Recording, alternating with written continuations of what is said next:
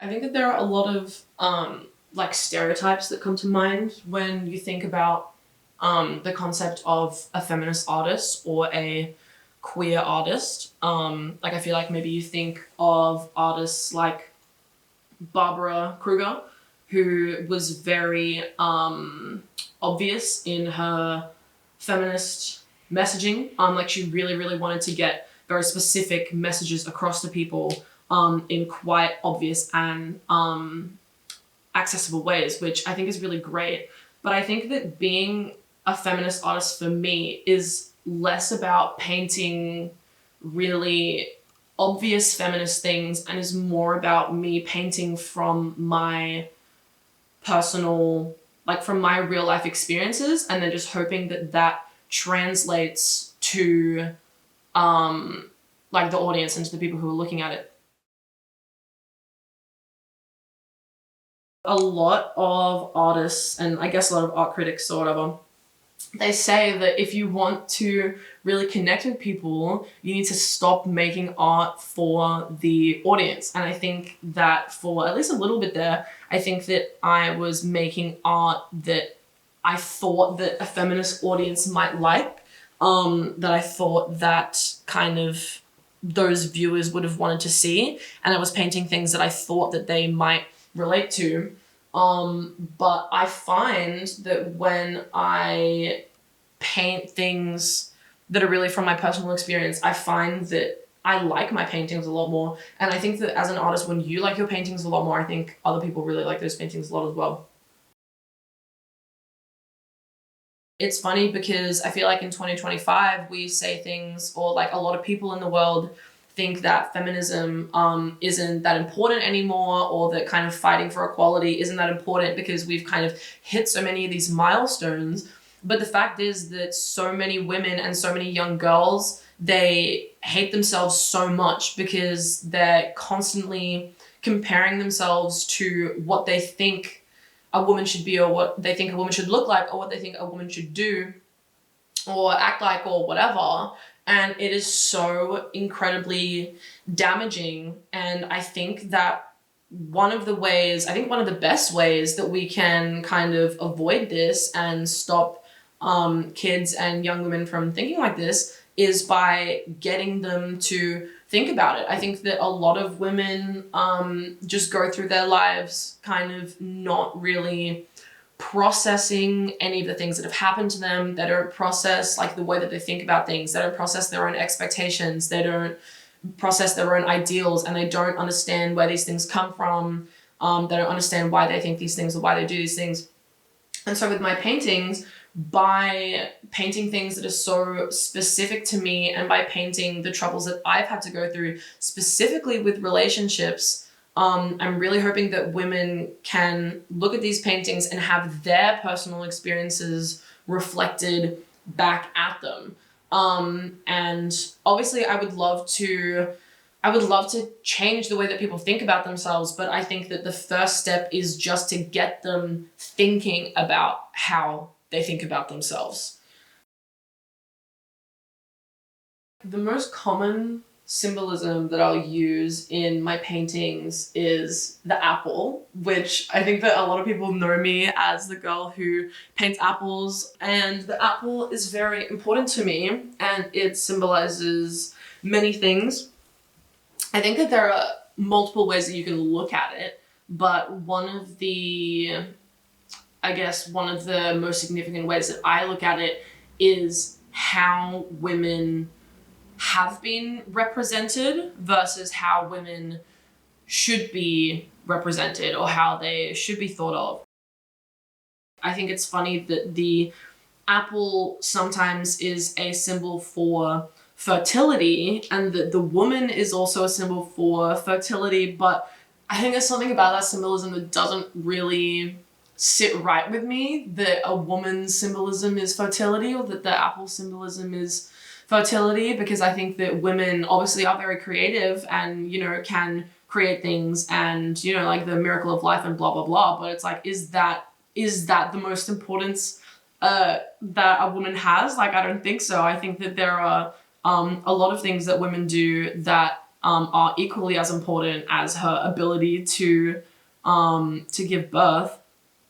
So that's one version of the apple. And then I feel like the other significant part of the apple is, obviously, it's a representation of the forbidden fruit in the Garden of Eden, in my wonderful garden. And I feel like the forbidden fruit, like that tale, the story of Adam and Eve in the Garden of Eden, was kind of the beginning of society blaming women for a lot of downfalls, because Eve ate that fruit even though she was told not to, and then because she ate that fruit, then, you know, civilization was doomed to repent for their sins for the rest of society, for the rest of the world. So it's kind of me taking both of those meanings and putting my own twists on it, and saying that women are made for a lot of things, not just to be consumed, not just to create new life, not just to be, you know, a symbol of instant gratification, you know, like the original sin. I think that the apple is a representation of all of those things. But the way that I use it, I think, directly combats those negative depictions. I find myself going to contemporary art galleries, or art galleries in general, and I find myself looking for very specific kinds of artwork. I find myself looking for bright artworks that have this like intense messaging that make me think about who I am, and etc., etc. And I find that a lot of the time, at least the places that I've been, I don't necessarily find these artworks, because I guess going back to the whole state of contemporary art, everything is so muted, everything is so beige, and everything is so stripped back and abstract, and it's like everything is just so stripped of personality, because that's what fine art is. Like, fine art is, you know, like a black sphere put on a plinth, and it's representative for like the state of the world, you know what I mean? And it's like, sure, that stuff is like, it's good, I guess, but that's not what I'm looking for in an artwork. So I feel like instead of kind of looking for these paintings that I want to see so bad, I just started creating them. I just started creating artworks and paintings that I wish that I was seeing in contemporary galleries. And I think that's something that I recommend for a lot of people who are trying to become artists, or want to become artists, or are artists. I think that, you know, like when you enter a gallery or a museum, what are the things that you want to be seeing? Like when you turn a corner, like what giant painting do you want to look at? And I think that you should make that painting. I think that you should make the paintings that you want to look at. I think that we should stop trying to make paintings for an audience. Stop trying to kind of put your style into the box of what art critics want to see, you know, whether that's your color palette or your subject matter or the size of it or the look of it, you know, any of these things. I think that we should all start making artworks that we like, that come from, you know, that really come from like our hearts, I think, because I think that's really what connects with people. So this painting specifically that I'm doing now is a little bit different. I feel like it kind of deviates from the mission a little bit, because I'm not specifically trying to make this one feminist. I'm not specifically trying to make this one queer. And I'm also not really trying to convince anyone of anything with this painting. So this one's called You Scratch My Back, I'll Scratch Yours, and it is about my cat, Cosmo, who passed away 6 months ago. And I think that it's been an incredibly hard time for me without him. And there was a point in October, I think last year, where he had damaged both of his back legs and he couldn't walk. So I had to kind of like take care of him 24/7. Like I had to hold him over the little box. I had to like bring his food to him. I kind of had to put like a large portion of my life kind of on hold to really like heal him. And that was completely like, that's all that I wanted to do. But there was a night I remember where, because he would sleep on my bed, but he couldn't jump up onto my bed because his legs weren't working. So I took my mattress out here to the living room and I put it right in the middle of the living room. And his chair was sitting in the corner. So if he wanted to come and sleep with me, he could. So the plan for this one is we have kind of like this painterly background that's a little bit more sparse. You kind of have like the blue coming through that isn't as like organized and I guess like methodical as my normal paintings would be.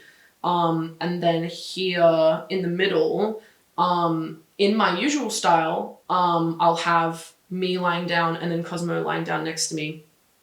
And this one's a little bit of a challenge because I have never, I don't think, but I'm pretty sure I've never painted a painting from a picture or kind of like inspired by like a photo that someone took. So I'm trying really hard not to kind of compare it to the picture too much.